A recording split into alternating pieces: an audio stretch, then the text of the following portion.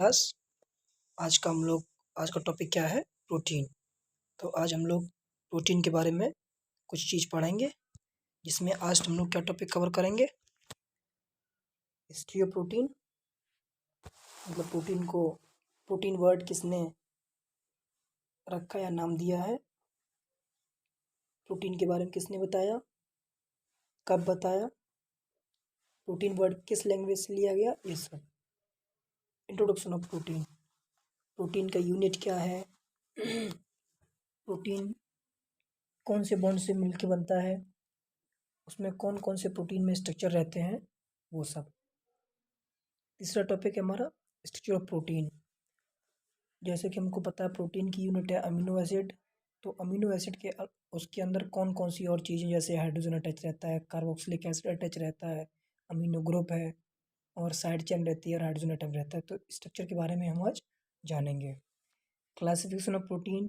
Classification of protein मतलब protein को किस किस बेस पे क्लासीफाई किया है, फंक्शन के बेस पे, लोकेशन के बेस पे, न्यूट्रिशन वैल्यू के बेस पे, कंस्टिट्यूशन के बेस पे। तो ये सब हम आज टॉपिक क्लियर करेंगे। सोर्स ऑफ प्रोटीन, प्रोटीन कहाँ कहाँ से मिलता है, उसका सोर्स क्या है, वेजिटेबल से, एनिमल से। तो वो सब आज हम लोग इस वीडियो के अंदर देखेंगे। ओके क्लास, तो हम लोग आज क्लास स्टार्ट करते हैं। हिस्ट्री शुरू करते हैं प्रोटीन की हम लोग। जैसे कि इसमें लिखा है कि the word protein comes from Greek language. जो वर्ड प्रोटीन है वो ग्रीक लैंग्वेज से लिया गया है। उस ग्रीक लैंग्वेज में प्रोटा का मतलब रहता है प्राइमरी इम्पोर्टेंस, यानी अपनी बॉडी को बनाने में सबसे अहम रोल निभाता है प्रोटीन। इसलिए ग्रीक लैंग्वेज में इसका मतलब प्रोटा था और प्रोटा को प्राइमरी इम्पोर्टेंस भी कहते हैं। ये हो गया इतना। Protein were first describe by the Dutch chemist Gerardus Johannes Mulder. जो प्रोटीन था सबसे पहले डिस्क्राइब किसने किया था? एक डच के साइंटिस्ट केमिस्ट थे, जो केमिस्ट्री में पीएचडी की होगी जिन लोगों ने, उन्हें केमिस्ट कहते हैं, जिनका नाम गेरल्डस जॉनिस मल्डर है। ठीक, इन्होंने डिस्क्राइब किया था पहली बार प्रोटीन को। और दूसरे हैं जोन्स जैकब बर्जीलियस। इन 1838 इन्होंने पहली बार वर्ड प्रोटीन को इंट्रोड्यूस किया था बायोकेमिस्ट्री में या फिर केमिस्ट्री फील्ड में। ये तो इसकी हिस्ट्री हो गई। आगे देखते हैं। ठीक है, उसके बाद how were protein created. Protein कैसे क्रिएट होता है, कैसे बनता है। तो जैसे कि हम लोग जानते हैं, टू बिल्ड प्रोटीन, प्रोटीन को बनाने के लिए cells use a complex assembly of molecule called ribosomes. Ribosomes के बारे में सबने पढ़ा होगा। सेल्स के अंदर, जैसे ये सेल्स है तो सेल के अंदर राइबोसोम्स पाए जाते हैं। इसका मेनली यही रहता है कि प्रोटीन को बनाना। तो ये राइबोसोम से प्रोटीन को बनाते हैं। तो राइबोसोम्स असेंबल अच्छी तरीके से अमीनो एसिड असेंबल होते हैं into the proper order, proper way में, and link them together via peptide bond. मतलब राइबोसोम्स अमीनो एसिड को असेंबल करते हैं एक प्रॉपर ऑर्डर में और पेप्टाइड बॉन्ड से लिंक हो जाते हैं। पेप्टाइड बॉन्ड मतलब जब अमीनो एसिड एक एक करके अटैच होते जाते हैं तो उसको हम पेप्टाइड बॉन्ड का नाम दे देते हैं, यानी पेप्टाइड बॉन्ड से अमीनो एसिड अटैच होते हैं। Okay, this process known this process known as translation created as long string of amino acid. ठीक है, यानी जो ये राइबोसोम अमीनो एसिड को असेंबल करते हैं प्रॉपर ऑर्डर में पेप्टाइड बॉन्ड द्वारा, इस प्रोसेस को हम ट्रांसलेशन कहते हैं, जिससे प्रोटीन बनती है। ठीक है, लॉन्ग स्ट्रिंग। और जब ट्रांसलेशन यानी प्रोटीन असेंबल हो गया है ना, ये हो गया। अब क्या हुआ, एक creates long string of amino acid called polypeptide chain. और जब ऐसे समझिए कि ये एक राइबोसोम्स है, इसने क्या किया, अमीनो एसिड को इस तरीके से अटैच कर दिया एक माला की तरीके से। तो जो अटैच हुआ है ये हुआ है पेप्टाइड बॉन्ड द्वारा, और जो पूरी ये चेन बन गई है इस चेन को हम पॉलीपेप्टाइड चेन नाम से जानते हैं। तो ये प्रोसेस थी प्रोटीन बनने की। डीपली में मैकेनिज्म पढ़ेंगे तो ये आगे क्लासेस में उतना हमको नहीं देखना है, हमको यही देखना है कि प्रोटीन है वो राइबोसोम्स बनाती हैं, राइबोसोम्स अमीनो एसिड को अटैच करती हैं। ये दो अमीनो एसिड पेप्टाइड बॉन्ड से अटैच होती हैं, जिसे ट्रांसलेशन कहते हैं। और जब कई सारी अमीनो एसिड अटैच होती जाती हैं तो उसे हम पॉलीपेप्टाइड चेन का नाम दे देते हैं। ओके, हमने क्या देख ली, हिस्ट्री देख ली है। अब थोड़ा इंट्रोडक्शन देखते हैं। हम लोग जानते हैं protein is a large biomolecule with a molecular weight of few millions dalton. मतलब प्रोटीन है एक लार्ज बायोमोलिक्यूल है या बायोलॉजिकल मॉलिक्यूल। क्यों? क्योंकि इसकी यूनिट जो अमीनो एसिड है वो जब बहुत सारे अमीनो एसिड मिक्स हो जाएंगे तब प्रोटीन बनेगी। तो सीधी सी बात है, कोई छोटी सी चीज़ है उसमें हम कम से कम 50 60 70 100 200 छोटी छोटी चीज़ें ऐड कर दें तो ऑलरेडी उसका वजन ज़्यादा हो जाएगा। तो वैसे ही प्रोटीन है, तो मान लो एक अमीनो एसिड ये है तो इसमें हम जोड़ते गए अमीनो एसिड, जोड़ते गए लगभग 100 जोड़ दिए पूरे अमीनो एसिड। ठीक, जब अमीनो एसिड पूरा जुड़ गया तो इसका वजन ज़्यादा हो गया। तो वही प्रोटीन के साथ में है कि एक प्रोटीन बन गया है। कई सारे अमीनो एसिड मिलकर प्रोटीन बनाते हैं तो उनका मॉलिक्यूलर मास या मॉलिक्यूलर वेट ऑटोमेटिक ज़्यादा हो जाएगा, तो ये एक प्रोटीन का रूप ले लेगा। इसको प्रोटीन को जैसे लेंथ है, मीटर है, मीज़र करने के लिए अलग अलग चीज़ें हैं, उसी तरीके से प्रोटीन को मीज़र करते हैं डेल्टन में या फिर किलो डेल्टन में। तो किलो डेल्टन बताता है कि कितने अमीनो एसिड इसमें अटैच है। ये हो गया स्टेप देख। तो फिर protein are made up of amino acid, जैसे ऊपर बताया कि प्रोटीन है वो अमीनो एसिड से मिलके बनती हैं। Linked with linear chain, amino acid है ये, ठीक, और एक लीनियर चेन में अटैच हो गई हैं। ठीक है, लीनियर चेन में अटैच हो गई तो उसको हम क्या बोलेंगे? Polypeptide chain. इस जब अमीनो एसिड एक सीक्वेंस में एक लाइन में अटैच होती जाएंगी तो इसको हम पॉलीपेप्टाइड चेन बोलेंगे। ये लाइन ये कहना चाह रही है। ठीक, आगे देखते हैं इसके बाद में। Amino acid linked into each other by peptide bond. जो अमीनो एसिड है ये जो एक दूसरे से लिंक है, ये किससे लिंक है? पॉलीपेप्टाइड बॉन्ड से। This bond is form between COOH and NH2 amino group. तो ये बॉन्ड COOH और अमीनो ग्रुप के बीच में बनता है। ठीक है, ये हमारा एक तरीके से प्रोटीन का थोड़ा इंट्रोडक्शन हो गया। थोड़ा और देखते हैं नीचे, भाई इतने ऊपर मत जाओ। तो ये है प्रोटीन इज, मेरे भाई, protein is naturally occurring extremely complex substance. भाई प्रोटीन नेचुरली अकरिंग, हम उसको बना भी सकते हैं लेकिन प्रोटीन हम नेचुरली से भी ले सकते हैं। नेचुरल भी बनाती है प्रोटीन को। एक कॉम्प्लेक्स सब्सटेंस है, कॉम्प्लेक्स मतलब काफ़ी जटिल।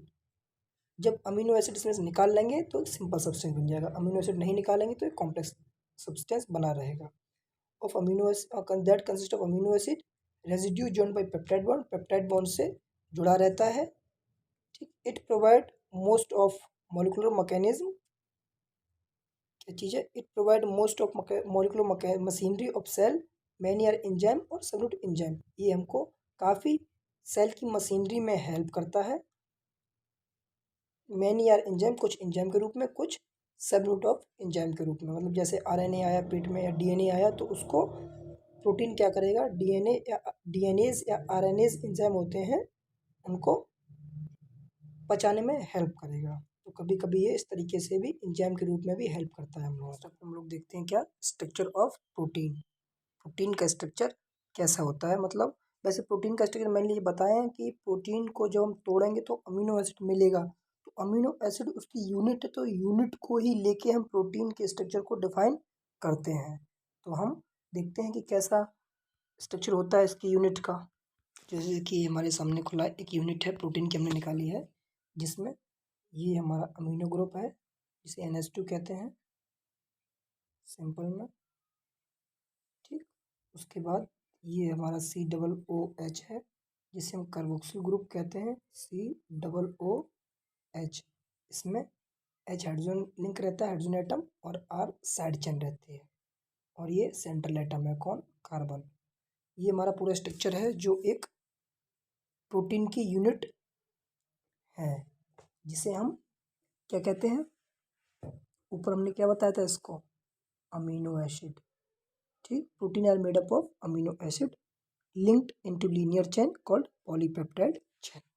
ये यूनिट है जो जुड़ के प्रोटीन बनाती है। ओके, अब पढ़ते हैं थोड़ा इसके बारे में, स्ट्रक्चर किस तरीके से होता है।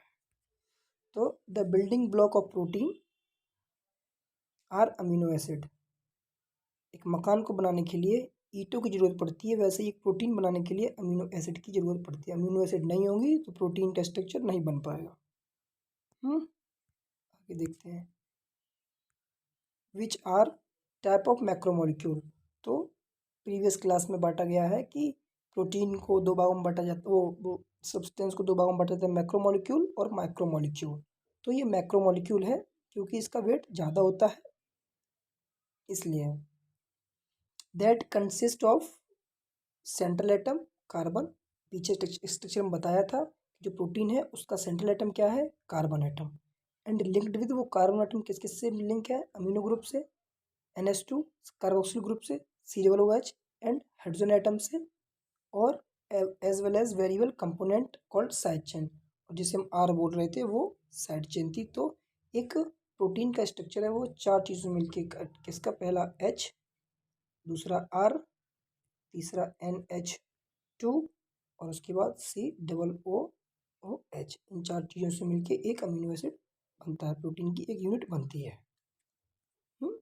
ठीक है। तो कहाँ पे थे, उसके बाद में यहाँ पे दस, अरे यार, the side chain is only variable component of the amino acid.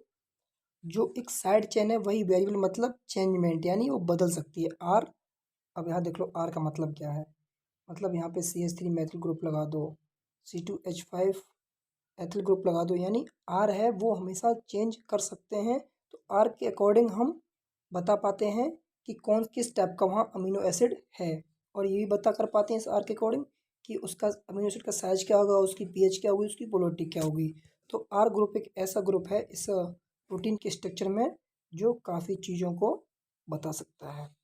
तो कंप्लीट हुआ स्ट्रक्चर ऑफ प्रोटीन। एक बार फिर देख लो, ये है ना, ये वाला आर ग्रुप, ये यहाँ पे हम आर चेंज करते जाएंगे, CH3 C2H5, यही नहीं और भी होते हैं, C3 C4 जो भी है उस हिसाब से अपना चेंज कर लो। और अमीनो एसिड यानी प्रोटीन का अलग अलग हम नाम दे सकते हैं, अलग अलग टाइप ऑफ अमीनो एसिड बता सकते हैं, उनका साइज बता सकते हैं, उनका pH बता सकते हैं, उनका पोलरिटी बता सकते हैं, किसके बेसिस पे, इस साइड चेन यानी आर की बेसिस। क्लासिफिकेशन ऑफ प्रोटीन, कोई भी चीज़ हो जितना हम क्लासीफाई करेंगे ना उस चीज़ को हम उतनी अच्छी तरीके से पढ़ पाएंगे।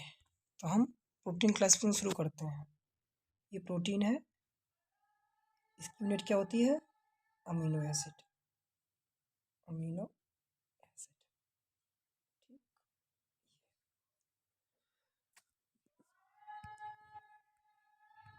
तो हम पहले इसको पढ़ते हैं on the basis of structure पे, स्ट्रक्चर के बेसिस पे।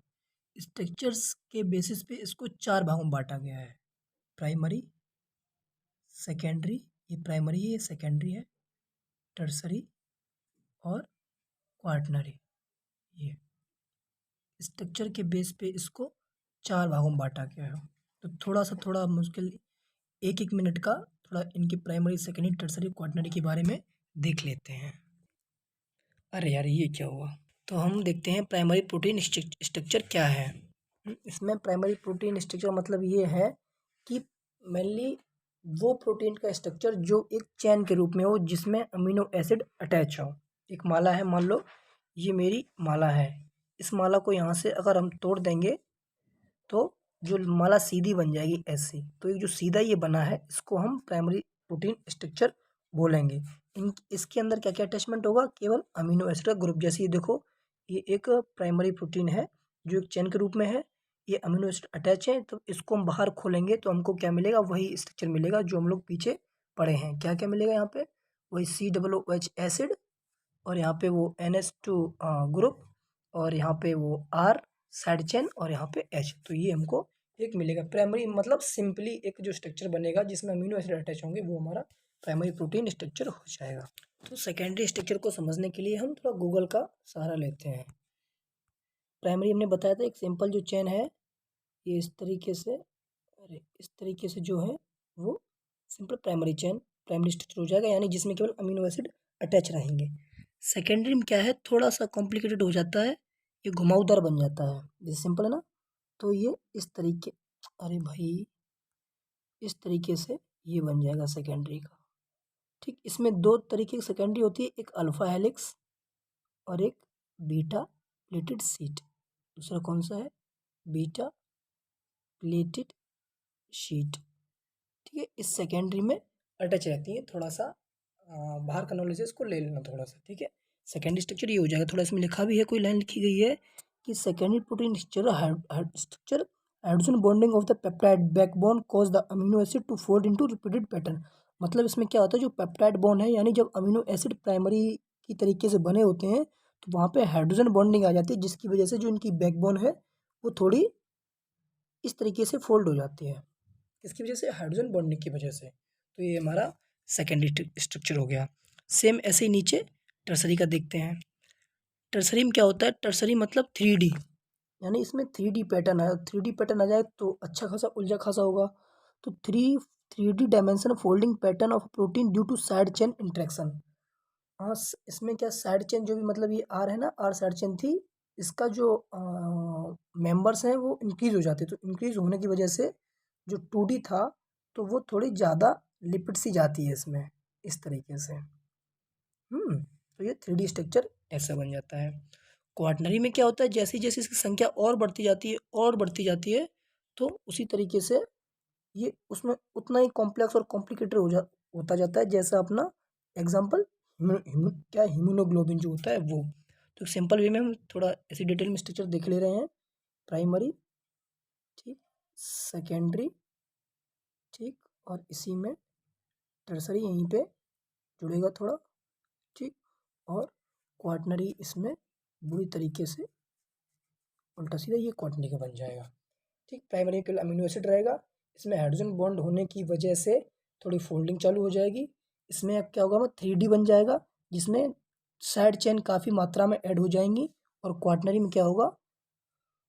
More than one amino acid chain, पूरी चेन की चेन इसमें लिबड़ती जाएगी, जिसकी वजह से इसका जो फोल्डिंग स्ट्रक्चर है काफ़ी कॉम्प्लिकेटेड और कॉम्प्लेक्स बन जाएगा। तो ये हो गया एक तरीके से हमारा classification of protein on the basis of structure.